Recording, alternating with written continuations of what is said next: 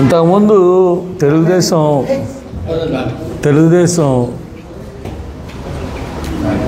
Red book అని పెట్టుకున్నారు.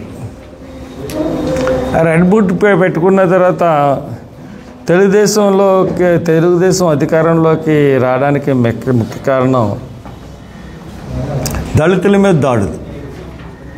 అంటే దళితుల మీద దాడులు జరుగుతున్నాయి. డాక్టర్ సుధాకర్ మాస్క్ అడిగాయని చెప్పేసి రోడ్డు మీద పడుకోబెట్టి ఆయన్ని దారుణంగా కొట్టారు. అలాగే మాస్క్ పెట్టుకోలేదని చీరాల్లో ఎర్లి కిరణ్ కుమార్ రెడ్డిని కొట్టి చంపేశారు. అలాగే అబ్దుల్ సత్తార్ కుటుంబాన్ని ఒక సిఐ వేధించితే ఆ కుటుంబం మొత్తం ఆత్మహత్య చేసుకుని చచ్చిపోయారు. నువ్వు చచ్చిపోతే నీ కుటుంబాన్ని వదులుతావన్న అన్నందుకు ఆ మాటకి అట్లా చేసుకున్నాడు. ఇలాంటి మైనారిటీస్ మీద దళితుల మీద ఎన్నో జరిగినాయి. దీంట్లో ఒక్క కేసు గురించి కూడా పునర్విచారణ కానీ కేసును ఓపెన్ చేసి నిజ నిజాలు ఏంటని కానీ కనుక్కోవట్లేదు. ఏదో కొంపలు మునిగిపోతున్నట్టు తెలుగుదేశం ఆఫీసుల మీద దాడి చేసిన వాళ్ళు ఎవరు? ఇది ఏదో పెద్ద నేషనల్ ఇష్యూలాగా అంతర్జాతీయ సమస్యలాగా ఈ టీడీపీ ఆఫీసుల మీద దాడి చేసిన వాళ్ళని పట్టుకోవడం ఏంటి, వాళ్ళని అనేక రోజులు జైల్లో పెట్టడం ఏంటి, నాన్ బెయిలబుల్ సెక్షన్ పెట్టడం ఏంటో నాకేం అర్థం అవ్వలేదు. అంటే కక్షపూరితమైన చర్యలకు మేము పాల్పడము అని చెప్పి వాళ్ళు ఒక కక్షపూరితమైన చర్యలకే పాల్పడుతుంది టీడీపీ గవర్నమెంట్. ఇంకొక కేసే లేదు వాళ్ళకి, అన్నీ కక్షపూరితమైన చర్యలే. కాబట్టి ఈ కేసుల విషయంలో ప్రజానీకం అంతా గమనిస్తూ ఉంది. మీరు చేస్తున్నది ఎవరికి మెచ్చుకునే పరిస్థితి ఏం లేదు. తప్పకుండా బుద్ధి చెప్పడానికి సిద్ధంగానే ఉన్నారు ఈ రోజున ఎలక్షన్ పెట్టినా కానీ. దాని గురించి చూసుకున్నట్లయితే మోసం, వంచన. మొన్న 24 ఎలక్షన్స్లో ఎన్ని మోసపూరితమైన వాగ్దానాలు ఇచ్చిందో మనం అందరం చూస్తాం. ఎంత మోసం చేసి నెగ్గిందా అన్నది ఈ రోజున ప్రతి ఒక్కరు కూడా బాధపడుతున్నారు. ఈ రోజున పెద్ద లీడర్లు ఎవరు కూడా ఓటర్ల దగ్గరికి వెళ్ళి అడిగే పరిస్థితి లేదు. ఓటు ఏం చేసావు అని చెప్పి అడుగుతూ ఉన్నారు. వాళ్ళు చేసిన సూపర్ 6 గురించి మీ అందరికీ తెలుసు. వాళ్ళు ఏం చేశారు? నిరుద్యోగ వృత్తి కింద 3,000 ఇస్తా అన్నారు. 9 నెలలు అయింది. ఎవరికన్నా ఇచ్చారా? ఎవరికి ఇవ్వలేదు.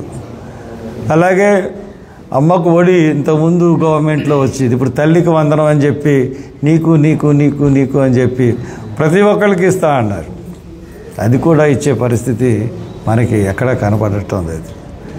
ఇకపోతే రైతులకి భరోసా అని చెప్పి 20,000 ఆర్థిక సాయం చేస్తా అన్నారు. ఎవరికన్నా ఏ రైతుకన్నా సాయం చేశారా? చేయలేదు. అలాగే మహిళలకి 18 సంవత్సరాలు దాటిన మహిళలకి 59 సంవత్సరాల వరకు 1,500 రూపాయలు చొప్పున ఇస్తా అన్నాడు. ఏమన్నా చేస్తున్నా? అది కూడా ఇంతకుముందు గవర్నమెంట్ ఇచ్చింది. అది కూడా ఆయన ఇప్పుడు వచ్చిందా ఆఫ్ చేశాడు.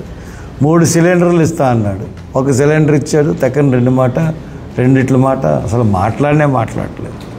తర్వాత మహిళలకు ఉచిత బస్సు అన్నాడు. దాన్ని జాడలేదు.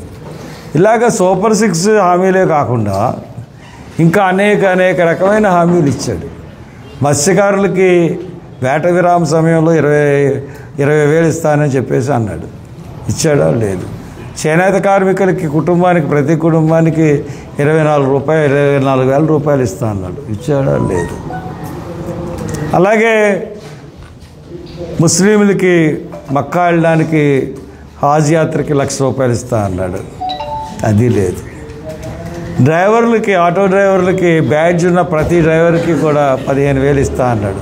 జరిమానాలు తీసేస్తా అన్నాడు. కానీ ఇప్పుడు జరిమానాలు ఎక్కువైపోయింది. ఇలాగా ఏ అంశంలో చూసుకున్నా, స్త్రీల గురించి చూసుకున్నా, రైతుల గురించి చూసుకున్నా, నిరుద్యోగుల గురించి చూసుకున్నా, ఉద్యోగస్తుల గురించి చూసుకున్నా, ఎవ్వరికి కూడా ఏ విధమైన న్యాయం చేయట్లేదు. అంటే అవినీతితోనూ మోసంతోనూ. ఉచిత ఇసుక అంటున్నారు. ఉచిత ఇసుక ఏ రకంగా లభ్యం అవుతుంది? ఆన్లైన్లో ఒక పేద కుటుంబానికి సంబంధించిన ఒక రైతు ఆన్లైన్ అంటేనే తెలియదు. ఆన్లైన్లో బుక్ చేసుకోవాలంట. ఆన్లైన్లో ఎలా బుక్ చేసుకుంటారండి? డైరెక్ట్గా ఇసుక ర్యాంప్ దగ్గరికి వెళ్తారు, తెచ్చుకుంటారు. ఇసుక ర్యాంప్ దగ్గర మీ ఎమ్మెల్యేలే ఒక రేటు ఫిక్స్ చేసి అమ్ముకుంటున్నారు. కాబట్టి ఎలా చూసుకున్నా ఏం చూసుకున్నా కానీ ఒక అవినీతి ప్రభుత్వం, ఒక మోసపూరితమైన ప్రభుత్వం, ఒక వంచన ప్రభుత్వం. ఈ ప్రభుత్వానికి ఖచ్చితంగా బుద్ధి చెప్పాలి. ఇప్పుడు రాజశేఖర్ని, పేరాబత్తుల రాజశేఖర్ అతను ఒక వ్యాపారస్తుడు. అతనికి విద్యార్థుల పట్ల కానీ, నిరుద్యోగుల పట్టభద్రుల పట్ల కానీ, నిరుద్యోగుల పట్ల కానీ అవగాహన లేదు. అలాగే ఇప్పుడు పీడిఎఫ్ క్యాండిడేట్ ఉన్నాడంటే ఆయనకి రిటైర్డ్ స్కూల్ మాస్టర్. ఇప్పుడు మనం రాము మాస్టర్ గారిని నెగ్గించాము అప్పుడు మనందరం కలిసి. ఆయన ఏం మాట్లాడగలిగాడు? మంచోడు, కానీ ఏమీ చేయలేకపోయాడు. అట్లా కాకుండా ఇతను సుందర యువకుడు, చేయాలనే తపన ఉన్నవాడు, ఎలా చేస్తాడో చెప్తున్నాడు. అంతేకాకుండా తను ప్రూవ్ చేసుకున్నాడు ఆల్రెడీ. ఆన్లైన్ ఎగ్జామినేషన్ సెంటర్స్ని టాటా వాళ్ళతో ఒప్పందానికి వెళ్ళి మొత్తం త్రూఅవుట్ స్టేటు ఐఆన్ సెంటర్స్ని ఆన్లైన్ ఎగ్జామినేషన్ సెంటర్స్ని పెట్టించాడు.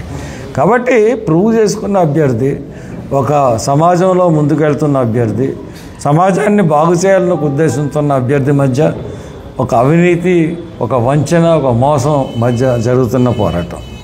కాబట్టి నేను కులాలకు అతీతంగా, మతాలకు అతీతంగా సుందర్ని ఖచ్చితంగా బలపరచమని కోరుతూ సెలవు తీసుకున్నాను.